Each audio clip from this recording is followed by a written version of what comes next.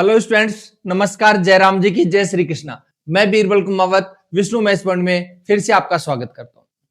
तो देखिए, आज आगे बढ़ाते हैं अपने इस सीरीज को। ट्रिग्नोमेट्री की हाइट एंड डिस्टेंस का जो पार्ट है, इसमें बहुत इजी सवाल है। तो दनादन इन सवालों को सोल्व कर लेते हैं। तो देखिए क्या क्या चीजें अपने पास आ रही है, चर्चा करते हैं इसकी। आज का जो पहला जो सवाल है वो क्या बोल रहा है? 150 मीटर चौड़ी एक सड़क के दोनों ओर समान ऊंचाई के दो खंभे लगे हुए। देखो ध्यान देना, 150 मीटर चौड़ी सड़क है, उसके दोनों साइड में समान ऊंचाई के दो खंभे लगे हुए और इन खंभों के बीच सड़क के एक बिंदु के से खंभे के उन्नयन कोण x और y डिग्री है और 10x इक्वल टू 2/5 है और 10y इक्वल टू 3/5 है। तो ये कहना चाह रहा है कि प्रत्येक खंभे की ऊंचाई क्या होगी। देखो भाई साहब ध्यान देना, 150 मीटर चौड़ी सड़क है। सड़क कितनी चौड़ी है? 150 मीटर। बड़े प्यार से देखना, ध्यान से देखना। ये 150 मीटर चौड़ी कोई सड़क है। अच्छा, और कहना चाह रहा है दो समान ऊंचाई के खंभे लगे हुए हैं दोनों सिरों। तो यानी एक ये है और एक ये है। ये दो खंभे लगे हुए हैं, दोनों की हाइट सेम है। ठीक है, हाइट को h मान लीजिए, इसको भी h बोल देते हैं, इसको भी h बोल देते हैं। अब कहना चाह रहा है इन खंभों के बीच में सड़क के एक बिंदु पर, इन खंभों के बीच सड़क के एक बिंदु पर, मान लीजिए कोई सड़क का बिंदु है, कहीं भी मान लिया। ठीक है, अच्छा, तो इस पर कह रहा है एक एंगल तो x है। एक एंगल क्या है? x और दूसरा एंगल है y। अच्छा, अब मेरी बात बड़े प्यार से सुनना, ध्यान से सुनना। 10x का 2/5 है। 10x का क्या है?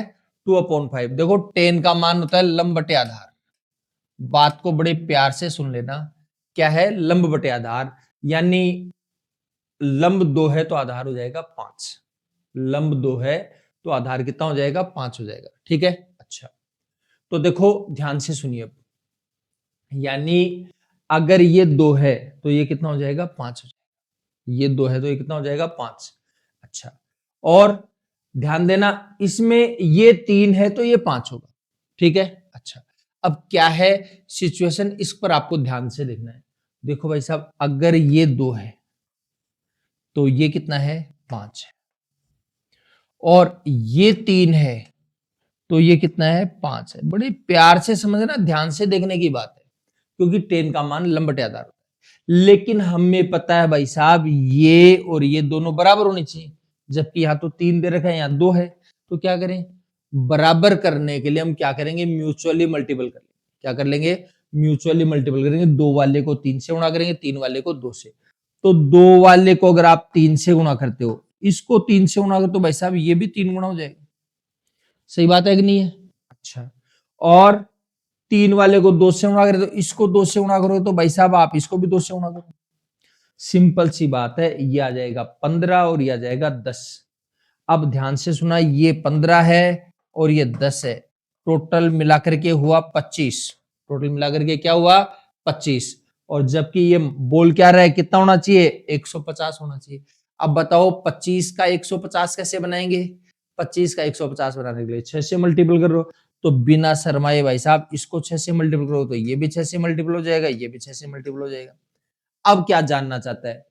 कहना चाह रहा है कि भैया प्रत्येक खंबे की ऊंचाई कितनी होगी। तो भाई साहब आप इसको भी 6 से गुणा कर दो, इसको भी 6 से गुणा कर दो, ये लो काम हो गया आपका। तो 6 × 18 दूनी 36, प्रत्येक खंबे की जो ऊंचाई है वो 36 मीटर हो गई।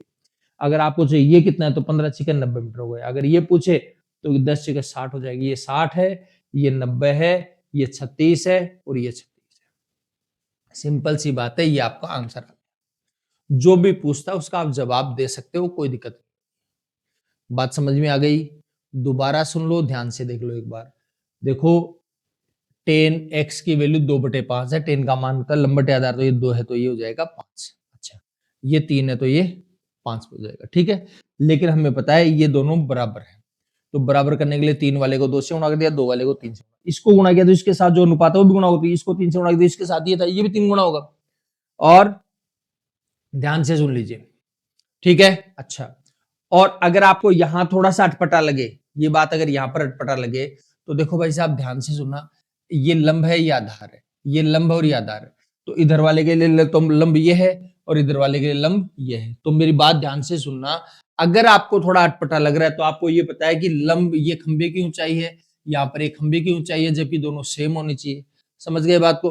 तो सेम होना चाहिए, तो क्या करें, दो वाले को 3 से गुणा करेंगे, तो इसको 3 से गुणा करोगे तो ये भी 3 गुणा होगा। फिर आप सुनिए, ये 2 है, 3 वाले को गुणा करें 2 से, तो इसको 2 से गुणा, तो इसको भी 2 से गुणा कर लो।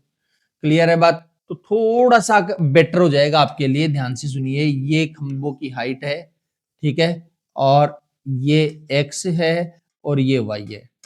बड़े प्यार से सुनना, देखो, तो 10x का मान लंब बटे आधार है, तो ये 6 है तो ये 15 हो जाएगा, ये 6 है तो ये 15 हो जाएगा, और ये 6 है तो ये 10 हो जाएगा। क्यों बोला, समझ में आ गई होगी बात आपको? क्योंकि खंभों की हाइट है सेम है। अब 15 और 10 हो गया 25, 25 हो जाएगा। और 25 का 150 कैसे बनाएंगे, 6 से गुणा करें, तो भाई साहब इसको 6 से गुणा करो, तो आप इसको भी 6 से गुणा करो, इसको भी 6 से गुणा करो, इसको भी 6 से गुणा करो, इसको भी 6 से गुणा करो। आप ऐसे भी इसको कर सकते हो, बात वो ये, कोई कंफ्यूजन वाला मामला नहीं। ठीक है जी, कर लेंगे कैलकुलेशन, है किसी प्रकार की कोई प्रॉब्लम? अच्छा, चलो स्माइल करते हुए अगले सवाल में चलिए। अगले सवाल में क्या बोल रहे हैं, दो जहाज एक प्रकाश स्तंभ के सम्मुख इस प्रकार हैं कि वे तीनों सरेख हैं। प्रकाश स्तंभ के सिर से दो जहाजों के अवनमन कोण 30 डिग्री और 60 डिग्री है।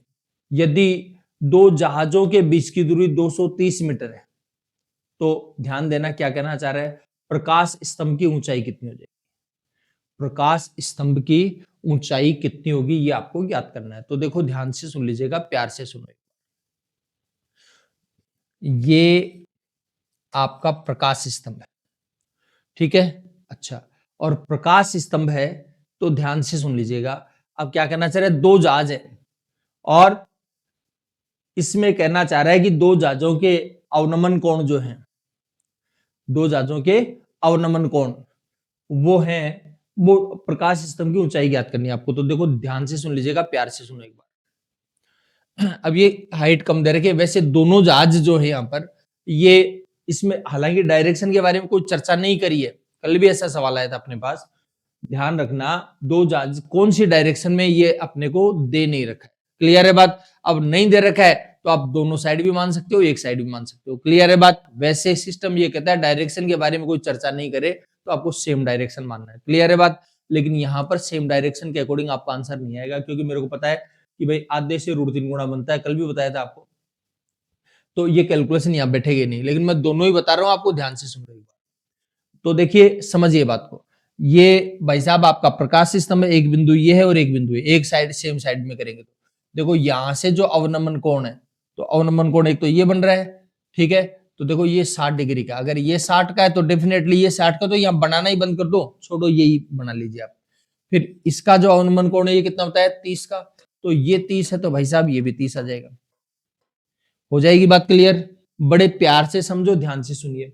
अब ये कहना चाह रहा है दोनों जहाजों के बीच की दूरी 230 √3 है, ये 230 √3।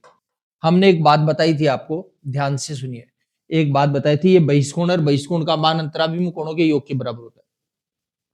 किसी त्रिभुज का बहिष्कोण उसके अंतराभिमुख कोणों के योग के बराबर। तो देखो ये 60 डिग्री है तो ये 30 है, तो इसका मतलब ये भी 30 होगा। दो एंगल्स अगर बराबर है तो बराबर कोणों के सामने की भुजाएं बराबर होती है, बराबर कोणों के सामने की भुजाएं बराबर होती है। तो इसके सामने की भुजाई ये है तो इसके सामने की आ जाएगी, तो आ जाएगी 230 √3 आ जाएगी, 230 √3। समझ गए बात को? अच्छा, अब भाई साहब ये 60 है तो डेफिनेटली ये 30 है, और आपको पता है कर्ण है 30 के सामने से डबल होता है, ये कर्ण है वो 30 के सामने से डबल, 30 के सामने की भुजाई है तो इससे डबल ये है, इसका इससे आधा ये है, तो 230 √3 है, इसका आधा कितना हो जाएगा, 230 का आधा 115 √3। अच्छा, और 60 डिग्री के सामने की भुजा ये है, 30 के सामने से √3 गुना होती है, 60 डिग्री के सामने की भुजा 30 के सामने से √3 गुना होगी। तो भाई साहब ये 60 डिग्री के सामने की भुजा 115 √3, तो इसको √3 गुणा करें तो ये √3 आ जाएगा, √3 को √3 से गुणा करें 3 आ जाएगा, 3 को 115 से गुणा करें 345। तो ये आ जाएगी भाई साहब हाइट। समझ में आ गई बात? ये इसकी हाइट आ जाएगी। आप कहोगे प्रश्न ऑप्शन में नहीं आया ये आंसर, ठीक है, तो मैंने आपको बताया था कि सेम साइड में इसने लिया नहीं है, इसलिए दोनों साइड में मैं आपको करके दिखा रहा हूँ, ध्यान से समझ लीजिए। और वैसे आपको बता दूं, देखो अगर ये 30 और 60 हो तो आप डायरेक्ट कर सकते हो, इसके आधे से √3 गुना होगा, इसके आधे से √3 गुना, तो इसका आधा 115 √3 है, इसे √3 गुना आया कि नहीं आया, तो ये डायरेक्ट पता लग जाएगा सेम साइड नहीं है, सिंपल सी बात है, देखते ही आपको पता लग जाएगा। और आपको लगे भाई अलग अलग साइड है, तो अलग अलग साइड के हिसाब से काम करिए। देखो ध्यान देने, ये प्रकाश स्तंभ है, इस साइड मान लो कोण बना है 30 डिग्री का, इस साइड जो कोण बना है वो 60 डिग्री का बन गया, वही अवनमन है, तो अवनमन का इस साइड में नीचे ले लेते हैं बाद में कोण। अच्छा, और इसकी हाइट है पता नहीं, तो ऐसे मान लिया। तो देखो ध्यान देना, ये 30 के सामने का एच है, 30 डिग्री के सामने का कितना है एच, तो ये 30 है तो ये कितना हो जाएगा 60 हो जाएगा। अभी अभी आपको बताया 60 डिग्री के सामने की भुजा 30 के सामने से √3 गुना होती है, तो भाई साहब 30 के सामने एच है तो यह आ जाएगा √3h हो जाएगा। और ये 60 है तो ये कितना हो जाएगा 30 हो जाएगा इसके सामने। तो देखो ये 30 है, इसको √3 से गुणा करेंगे ये आएगा, इसको √3 से गुणा करेंगे ये आएगा, इसका मतलब इसमें √3 का भाग दोगे ये आ जाएगा, तो आ जाएगा h/√3। बात समझ में आ गई? अच्छा, √3h और h/√3 दोनों का जो टोटल है वो भाई साहब कितना है, देख लो एक बार ध्यान से सुन लीजिएगा। ये जो दोनों जहाजों के बीच की दूरी आपको दे रखी है 230 √3, ये जहाज ही तो है ये, तो 230 √3। तो बस ध्यान रखना यहाँ डिफरेंस था, यहाँ टोटल है, तो देखो ध्यान दीजिए √3h प्लस h/√3 बराबर हो जाएगा 230 √3। बड़े प्यार से देखना, √3 को √3 से गुणा करके 3 आ जाएगा, 3h और 1h हो जाएगा 4h/√3 बराबर हो जाएगा 230 √3। ठीक है, अच्छा, और सुन लो तसल्ली से देख लो एक बार। देखो ध्यान देना, 4 से काटेंगे 2 से काटेंगे 2 आ जाएगा, 2 से काटेंगे 115, और √3 नीचे है ऊपर जाएगा तो √3 को √3 से 3 आ जाएगा, 3 को 115 से गुणा करें 345 आ जाएगा, 345, और ये 2 गुणा में इधर भाग में आ जाएगा। तो देखो h बराबर हो जाएगा 300 का आधा होता है 150, ठीक है, और 45 का आधा 22.5, तो 150 और 22.5 कितना हो जाएगा 172.5 आ जाएगा भाई साहब। कितना आ जाएगा 172.5। तो आप इससे भी कर सकते हो और इससे भी कर सकते हैं। वैसे क्वेश्चन जो दे रखा है उसके अकॉर्डिंग दोनों सही है, लेकिन थोड़ा सा आपको अनुमान लगना चाहिए, अनुमान लगेगा तो कैलकुलेशन इस प्रकार से हो जाएगी। तो आपको पता है कि ये ऑप्शन इस प्रकार के दे ही नहीं रखे, ये इसमें संख्या बहुत बड़ी आ रही है, ठीक है, इसमें छोटी आ जाएगी। हो जाएगी बात क्लियर? कोई कंफ्यूजन वाला मामला है? कर लेंगे क्लियर जी। अच्छा, चलो आगे बढ़ते हैं, और देखिए तसल्ली से देखना एक बार। अब 13 नंबर का जो सवाल है क्या बोलना चाहते हैं, 24 √3 फीट ऊंचे एक सीधे खड़े खंबे के शिखर से सीधी मीनार का उन्नयन कोण 60 डिग्री है। खंबे का आधार मीनार के आधार से 60 फीट दूरी पर है, मीनार की ऊंचाई कितनी थी? देखो एक बात ध्यान से सुन लीजिएगा, 24 √3 फीट ऊंचे खंबे के शिखर से मीनार के शिखर का उन्नयन कोण, ये मीनार है मान लो, तो मीनार के शिखर का उन्नयन कोण कितना बताया 60 डिग्री बताया, मीनार के शिखर का उन्नयन कोण कितना बता दिया 60 डिग्री बता दिया, ठीक है। और कहना चाह रहा है खंबे और मीनार के आधार के बीच की दूरी 60 फीट है, ये खंबा है ये मीनार, इनके बीच की दूरी कितनी है 60 फीट, ठीक है। अच्छा, ये फीट में था, फीट में लगा नहीं रहा हूं, ठीक है ना। तो ये कहना चाह रहा है मीनार की हाइट बताइए। देखो बड़े प्यार से देखो, ये 24 √3 है तो डेफिनेटली ये भी 24 √3, समझ में आ गई बात। ये 60 है तो ये भी 60 है, ठीक है। अच्छा देखो ये 60 है 30 के सामने का, ध्यान से सुनना, किसके सामने का है 30 के सामने का है, ये 60 के सामने का चाहिए, तो 60 डिग्री के सामने की भुजा 30 के सामने से √3 गुणा होती है। 60 डिग्री के सामने की भुजा 30 के सामने से √3, 30 के सामने का ये, इसको √3 से गुणा तो ये आ जाएगा 60 √3 आ जाएगा भाई साहब। तो 60 √3 तो ये आ जाएगा, 24 √3 ये आ जाएगा, तो टोटल मीनार की हाइट कितनी हो जाएगी 60 और 24 84 √3 आ जाएगा। तो भाई साहब ये आपका आंसर आ जाएगा 84 √3। यहां तक बताइए कोई डाउट है तो किसी प्रकार? तो एकदम प्यारे प्यारे सवाल है, छोटे छोटे सवाल है। अच्छा, कुछ लोग सोचते हैं कि साहब मीनार इधर बनाए, खंबा इधर बनाए, कोई किसी को किसी साइड बना लो, कोई दिक्कत नहीं, कोई फर्क नहीं पड़ता, ठीक है। हाँ, बिल्कुल हड़बड़ाने की जरूरत नहीं है, नॉर्मल आप बेसिक कंसेप्ट आप अपने माइंड में रखिए और चित्र को सही बनाने की कोशिश करिए। अगर ये सही बना दिया फिर कोई दिक्कत वाली बात नहीं, ठीक है ना। हाँ, किसी भी साइड बना। उसके बाद देखिए अगले सवाल में चलते हैं, छोटा सा सवाल है, क्या बोलना चाह रहे हैं। 680 मीटर ऊंची एक मीनार के शीर्ष से एक टावर के शीर्ष का उन्नयन कोण 45 डिग्री। देखो ध्यान देना क्या बोल रहे हैं। 680 मीटर ऊंची एक मीनार है और इमारत है, इसके शीर्ष से टावर के शीर्ष का उन्नयन कोण 45 डिग्री है। तो उसी इमारत के आधार से, ध्यान से सुनिए, उस टावर के शीर्ष का उन्नयन कोण 60 डिग्री है। तो ये कह रहा है टावर की ऊंचाई कितने मीटर है, ये आपको बताना है। तो देखो ध्यान से सुन लीजिएगा, प्यार से सुनो एक बार। 680 मीटर ऊंची एक मीनार है, ये 680 मीटर ऊंची कोई मीनार है। अब क्या बोलना चाह रहा है, देखो मीनार के शीर्ष से एक टावर के शीर्ष का उन्नयन कोण, ये मान लो आपका टावर है, ठीक है। तो टावर के शीर्ष का उन्नयन कोण कितना है, 45 डिग्री। भाई साहब यहां से 45 डिग्री। अब बड़े प्यार से देखना, इसी मीनार के आधार से टावर के शीर्ष का उन्नयन कोण 60 डिग्री। इसी मीनार के आधार से टावर के शीर्ष का जो उन्नयन कोण है, ये लो जी भाई साहब, टावर के शीर्ष का उन्नयन कोण ये कितने डिग्री बता दिया, 60 डिग्री बता दिया। क्या खट्टी खट्टी बातें कर रहा है ये कहना चाह रहा है भाई साहब कि टावर की ऊंचाई कितनी। देखो भाई साहब बड़े प्यार से देखो, ये 680 तो पक्की बात है, ये भी 680 हुआ, इसमें तो कोई फट हो नहीं सकती। इसका हमें पता नहीं, तो इसको भाई साहब एक्स मानने में आपको कोई बुराई नहीं होनी चाहिए। समझ गए बात को। अच्छा, ये क्या मान लिया, एक्स मान लिया यहां से।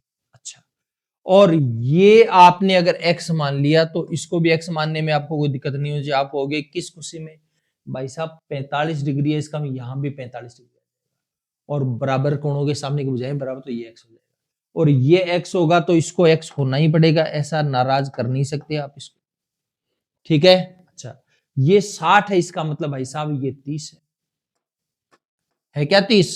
अच्छा, तो देखो 30 के सामने से 60 के सामने का √3 गुना होता है जी। 60 डिग्री के सामने की भुजा 30 के सामने से √3 गुना होती है, यानी इसको √3 से गुणा तो ये आएगा, तो ये आ जाएगा भाई साहब √3 एक्स आ जाएगा। ये पूरी हाइट आ जाएगी इसकी। और इसका मतलब ये है कि इस टोटल लंबाई में से अगर इस लंबाई को आप घटाते हैं तो 680 आ जाता है। सिंपल सी बात है, इस टोटल लंबाई में से इस लंबाई को घटाऊंगा तो क्या आ जाएगा, 680 आ जाएगा।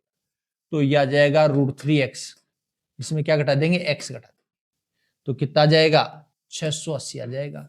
बड़े प्यार से कैलकुलेशन करनी होती है भाई साहब, x तो आ जाएगा कॉमन, तो यह आ जाएगा √3 - 1 अपॉन 680 और x इक्वल टू क्या हो जाएगा, 680 तो ये है ही, और √3 - 1 बटे में आ जाएगा। थोड़ा प्यार से एक काम और करना पड़ेगा आपको। क्या काम करना पड़ेगा, देखो रूट बटे से हटाएंगे तो ऊपर कंजुगेट कर लेंगे इसको, तो आपको बताया हुआ कंजुगेट करने के लिए √3 - 1 का ऊपर जाकर हो जाएगा √3 + 1 हो जाएगा, और बटे में क्या होगा, इसके स्क्वायर में इसका स्क्वायर घटाएंगे तो 3 में से इसका स्क्वायर 3 आ जाएगा, इसका स्क्वायर 1 आएगा, 3 में से 1 जाएगा, क्या बचेगा 2, 2 से अगर आप इसको काटते हो तो यह आ जाएगा 340, तो यह आ जाएगा 340 गुणा √3 + 1। समझ में आई बात, किसकी वैल्यू आई, एक्स की वैल्यू आई है जी, किसकी वैल्यू आई है, एक्स की, ठीक है। और आपकी पूरी हाइट सही है, क्या चाहिए, पूरी हाइट, तो या तो इसमें 680 जोड़ दो भाई, एक्स में 680 जोड़ दो, काम हो जाएगा आपका, और या फिर √3x कर लो इसको, ठीक है, काम दोनों साइड से हो जाएगा, कोई दिक्कत नहीं। तो देखो आपको ये पूछिए √3x, पूरी जो ये टावर है उसका √3x है, और x की जो वैल्यू है वो कितनी है, ध्यान देना, x की वैल्यू ये आ रही है 340 गुणा √3 + 1। अब कौन सा ऑप्शन दे रखा है देख लो, देखिए एक बार, 340, अच्छा देखो ध्यान से सुनिएगा, √3 बार नहीं रख रहा है इसलिए अंदर ले जाते हैं इसको, तो आ जाएगा 340, √3 को √3 से गुणा 3 आ जाएगा, √3 को 1 से गुणा किया, ये लो जी भाई साहब, काम हो जाएगा 340 गुणा 3 + √3, ये ऑप्शन आ जाएगा आपका। कर लेंगे कैलकुलेशन। देखो नॉर्मल सवाल है, प्यारे प्यारे सवाल है, बस चीजों का जो आपको बताया उस कंसेप्ट पर आप गौर करने की कोशिश करिए। अगर आप गौर कर लोगे तो एकदम इजी सी चीजें हैं जो इजी सी क्लियर भी हो जाएंगी। ठीक है, हो जाएगा काम, कोई नाराजी वाली बात है? चलो बढ़ जाते हैं थोड़ा सा आगे। देखो भाई साहब 14 नंबर का सवाल हमारा कंप्लीट है। 15 नंबर का जो सवाल है उसको देखो क्या बोल रहा है। 25 मीटर लंबी सीढ़ी का पाद इमारत के आधार से 7 मीटर दूरी पर। देखो ध्यान से सुनिए, ये कोई इमारत है और ये 25 मीटर लंबी सीढ़ी है और इसका पाद है मतलब आधार है वो 7 मीटर दूरी पर है, तो ये 7।